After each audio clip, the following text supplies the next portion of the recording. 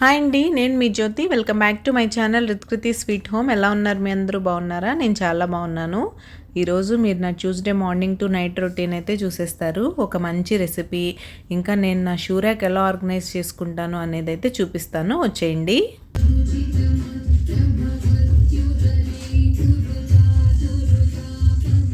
చూసారు కదా, అలా నా ట్యూస్డే మార్నింగ్ పూజ అయితే అయిపోయింది. ఇంకా కిచెన్లోకి వచ్చేసాను.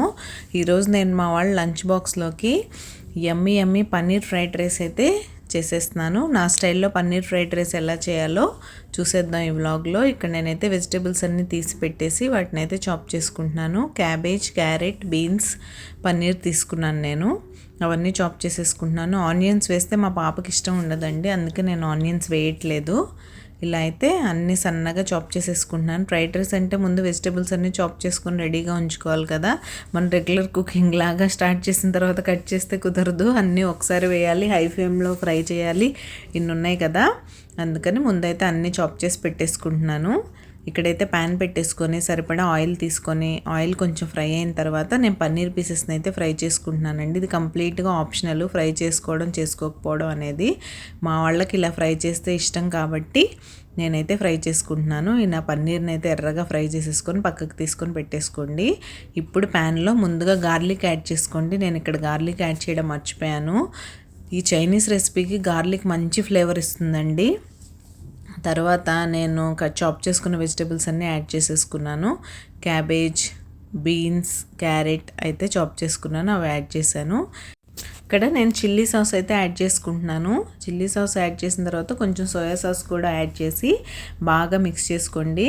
ఈ ప్రాసెస్ అంతా మీరు హై ఫ్లేమ్లోనే చేయాలి. చైనీస్ ఎప్పుడు ఇలా హై ఫ్లేమ్లోనే కుక్ చేస్తే బాగుంటుంది. తర్వాత నేను ముందుగా కుక్ చేసి పెట్టుకున్న రైస్ అయితే యాడ్ చేసేసుకొని బాగా మిక్స్ చేసుకున్న తర్వాత కొంచెం పెప్పర్ అండ్ కొంచెం సాల్ట్ అయితే యాడ్ చేశాను. నేను మా ఇంట్లో స్పైసెస్కి తగ్గట్టు వేసానండి. మీరు మీ స్పైస్ లెవెల్స్ చూసి బ్యాలెన్స్ చేసుకోండి. మీరు ఇందులో చిల్లీ ఫ్లేక్స్ కూడా వేసుకోవచ్చు. నేను మా పాప తినదు కాబట్టి యాడ్ చేయట్లేదు. ఇప్పుడు నేను సాల్ట్, పెప్పర్ అయితే యాడ్ చేసేసాను.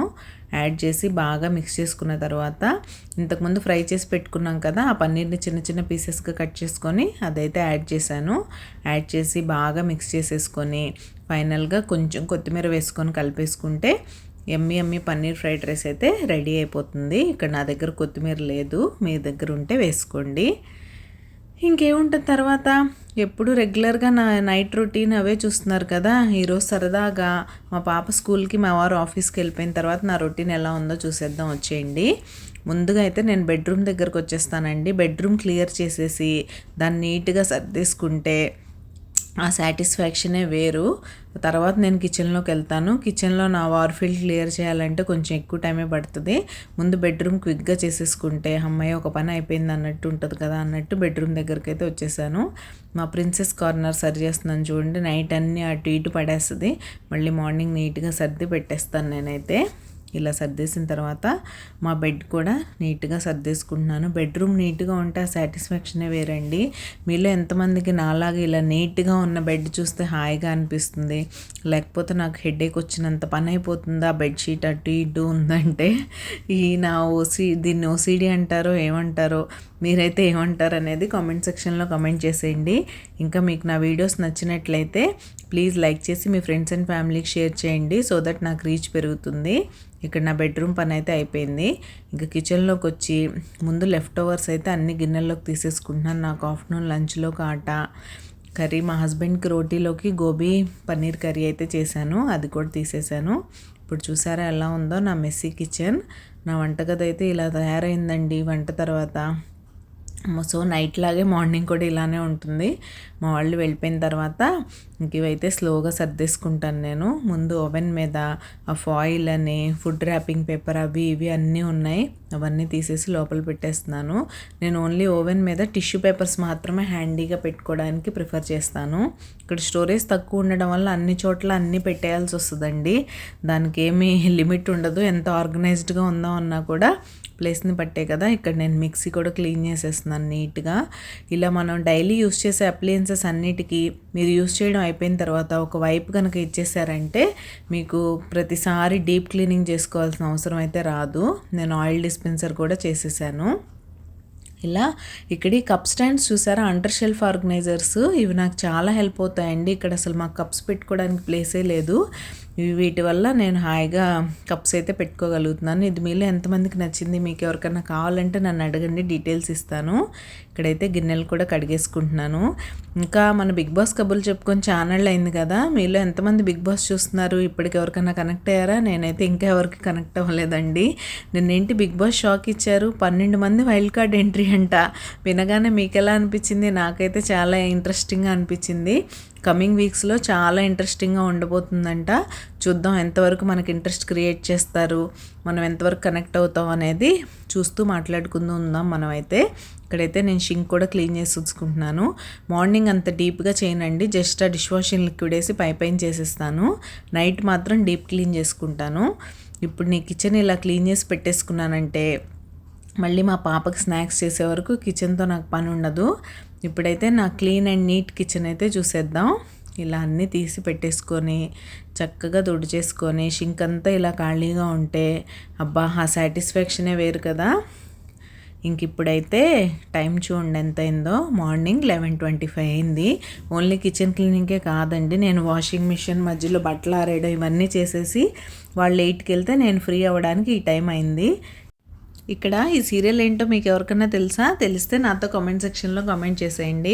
ఇంకా మా పాపనైతే తీసుకొచ్చేసాను, తనకి స్నాక్స్ అవి చేసి పెట్టి ఇచ్చేసాక షూ ర్యాక్ చాలా మెస్సీగా ఉందండి. దాన్ని అయితే ఈరోజు క్లియర్ చేయాలని డిసైడ్ అయ్యాను. నేను 15 డేస్కి ఒకసారి చేస్తూనే ఉంటాను షూ ర్యాక్ ఇవన్నీ పైనవి తీసేసి. మొక్కల మీద ఈ లీవ్స్ ఆ కన్స్ట్రక్షన్ వల్ల చాలా దుమ్ము పడుతుంది, అవన్నీ నీట్గా వాష్ చేసేసి దాని మీద ఉన్న క్లాత్ కూడా నేను 15 డేస్కి ఒకసారి చేంజ్ చేస్తూనే ఉంటాను. ఇక్కడైతే పాత క్లాత్ తీసేసి ఆ దుమ్ము ఆ వాల్ మీద కూడా ఉంది, మొత్తం అయితే నీట్గా క్లీన్ చేసేసుకుంటున్నాను. మీరు ఎవరైనా సబ్స్క్రైబ్ చేసుకోకుండా మన వీడియోస్ చూస్తున్నట్లయితే ప్లీజ్ సబ్స్క్రైబ్ చేసుకొని నన్ను సపోర్ట్ చేయండి. సబ్స్క్రైబ్ చేసిన తర్వాత మీరు బెల్ ఐకాన్ ట్యాప్ చేస్తే 3 ఆప్షన్స్ వస్తాయి. అందులో ఆల్ సెలెక్ట్ చేసుకుంటే నేను ఎప్పుడు వీడియో అప్లోడ్ చేసినా మీకు నోటిఫికేషన్ వచ్చేస్తుంది. చూసారా, ఇక్కడైతే యాజ్ యూజువల్ పైన 2 షెల్ఫ్స్ మా హస్బెండ్వి, కింద 2 నావి. చూసారా తనది ఎంత నీట్గా ఉందో, ఏం కదపక్కర్లేదు, మెస్ అంతా నా దానిలోనే ఉంటుంది. సో పైనవైతే ఏం డిస్టర్బ్ చేయకుండా నేను పైన డస్టింగ్ అయితే చేసేస్తున్నాను. ఇక్కడ మీకు ఒక ఆర్గనైజర్ చూపిస్తాను చూడండి. ఇది double deck adjustable shoe slot అనమాట. నేను అమెజాన్లో తీసుకున్నాను. ఎంత యూస్ఫుల్ అంటే ఇది మీకు 3 pairs 4 pairs పట్టే దగ్గర మీరు ఇది యూస్ చేస్తే 6-7 pairs అయితే పెట్టుకోవచ్చు. షూస్ ఇలా ఆర్గనైజ్ చేసుకోవడానికి ఎంతో హెల్ప్ అవుతుంది. నాలాగా మీలో ఎంతమందికి ఇలా ఆర్గనైజర్స్ అంటే ఇష్టం అనేది నాతో కామెంట్ సెక్షన్లో కామెంట్ చేసేయండి. ఇంకా చూసారా కింద 2 షెల్ఫ్స్లో నావైతే తీస్తున్నాను. అదొక పెద్ద అగాధం అనే చెప్పాలి. అవన్నీ తీసి నీట్గా సర్దేస్తున్నాను. వేసుకోవడం ఎలా అంటే అలా పెట్టేయడం. మా హస్బెండ్ మాత్రం చూసారా ఆఫీస్ నుంచి రాగానే మళ్ళీ తను నీట్గా పెట్టుకుంటారు షూస్ అన్నీ. మన వల్ల కాదు, ఎలా పడితే అలా పెట్టేయడం, తర్వాత వాటిని సర్దుకోవడం. ఇక్కడైతే నా షూస్ శాండిల్స్ అన్నీ నేనైతే సర్దేసుకుంటున్నాను. ఇంకా మీలో ఎంతమంది ఇలా ఎప్పుడు ఏదో ఒకటి ఆర్గనైజ్ చేస్తూ ఉంటారు, వీక్లీ ప్లానింగ్ చేసుకుంటారా, నాలాగా ఎప్పుడు ఏది మెస్సీగా అనిపిస్తే అది చేసేసుకుంటారా? నేనైతే ఎక్కువ అంత ప్లానింగ్ ఏం చేయనండి, అనుకుంటాను కానీ అదేం ఫాలో అవ్వను. నా కళ్ళకి ఏది బాగాలేదో అని కనిపిస్తే దాన్ని అయితే క్లీన్ చేస్తూ వెళ్ళిపోతూ ఉంటాను. ఇక్కడైతే క్లాత్ కూడా చేంజ్ చేశాను నేను షూ ర్యాక్ మీదది చేసి, మొక్కలన్నీ నీట్గా వైప్ చేసేసుకొని, ఇందాక వాటర్తో క్లీన్ చేశాను కదా, ఇంకా డస్ట్ ఉన్నట్లు నాకు అనిపించింది. సో పాట్స్ని ఆ లీవ్స్ని అన్నీ నీట్గా అయితే తుడిచేసి పెట్టేసుకున్నాను. ఎంట్రన్స్లో ఇలా గ్రీనరీ ఉంటే ఎంతో బాగుంటుందండి. మీలో ఎంతమందికి ఇలా ఇష్టమో నాతో చెప్పేయండి. ఇక్కడైతే మీరు ఫైనల్గా క్లీనింగ్ అయిపోయిన తర్వాత లుక్ చూడొచ్చు, ఎంత ప్రశాంతంగా నీట్గా ఉందో ఈ క్లీనింగ్ అంతా అయిపోయిన తర్వాత. చూసారా నా మొక్కలు. షూ ర్యాక్ కూడా లోపల చూపించేస్తాను ఎంత ఆర్గనైజ్డ్గా ఉందని. పైన 2 షెల్ఫ్స్ నేనేం డిస్టర్బ్ చేయలేదండి, అలానే ఉన్నాయి. మీరు ఎవరైనా ఎక్కువ షూస్ ఉండి వాటిని ఎలా ఆర్గనైజ్ చేసుకోవాలో తెలియక ఇబ్బంది పెడుతుంటే డెఫినెట్గా ఈ ఆర్గనైజర్ అయితే ట్రై చేయండి. ఇవి ఓన్లీ మా ఇద్దరే మాత్రమే, మా పాపకి సపరేట్ షూ ర్యాకే ఉంది. అది ఈసారి ఎప్పుడైనా సర్దినప్పుడు చూపిస్తానులేండి. ఇదంతా అయిపోయిన తర్వాత డైరెక్ట్ డిన్నర్కి అయితే వచ్చేసాం. డిన్నర్లో ఈరోజు నేను జొన్న దోశ అయితే వేస్తున్నాను. ఆ రెసిపీ మీతో షేర్ చేస్తాను, వచ్చేయండి. ముందుగా చాపర్లో నేను వేసుకోవాల్సిన వెజిటేబుల్స్ అన్నీ చాప్ చేసి పెట్టేసుకుంటున్నాను. ఇక్కడైతే నేను క్యారెట్, ఆనియన్ అండ్ కొత్తిమీర తీసుకున్నాను. మీ దగ్గర ఉంటే క్యాప్సికమ్ కూడా వేసుకోవచ్చు. ఈ బ్లూ కప్తో నేను జొన్న పిండి అయితే తీసుకున్నాను. తీసుకొని అందులో కొంచెం జీలకర్ర ఉప్పు యాడ్ చేసుకొని, నేను ఇక్కడ రైస్ ఫ్లోర్ ఏమి యాడ్ చేయట్లేదండి. మీకు దోశలు రావు అని డౌట్ ఉంటే ఒక స్పూన్ రైస్ ఫ్లోర్ అయితే యాడ్ చేసుకోండి. నేనైతే యాడ్ చేయకుండా దోశలు ఎంత బాగా వస్తాయో చూపిస్తాను. అవన్నీ యాడ్ చేసిన తర్వాత ఇప్పుడు నేను చాప్ చేసుకున్న వెజిటేబుల్స్ కూడా యాడ్ చేసుకొని బాగా మిక్స్ చేసుకొని దోశ బ్యాటర్ లాగా కలిపేసుకోండి. మీలో ఎవరికైనా జొన్న రొట్టెలు చేయడం రాక కష్టపడుతుంటే ఇలా సింపుల్గా నాలాగా దోశలు అయితే వేసుకొని తినేయచ్చు. ఇక్కడ నేను దోశ వేసేస్తున్నాను చూడండి.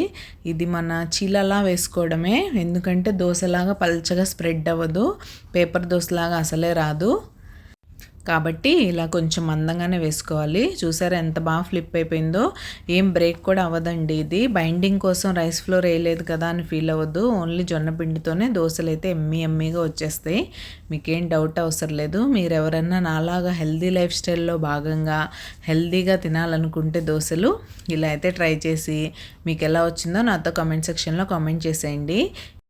ఇంకా మీలో ఎవరైనా నాతో పర్సనల్గా మాట్లాడాలనుకుంటే మనకి సేమ్ రిత్కృతి స్వీట్ హోమ్ ఐడితోనే ఇన్స్టా అకౌంట్ అయితే ఉంది. డీటెయిల్స్ నేను డిస్క్రిప్షన్లో ఇస్తాను, అక్కడ నాకు మెసేజ్ చేసేయండి, మనం మాట్లాడుకుందాం. ఇంతే అండి ఈరోజు వీడియో. రేపు మరొక మంచి వీడియోతో మళ్ళీ మీ ముందుకు వచ్చేస్తాను. అంతవరకు టేక్ కేర్, బాయ్.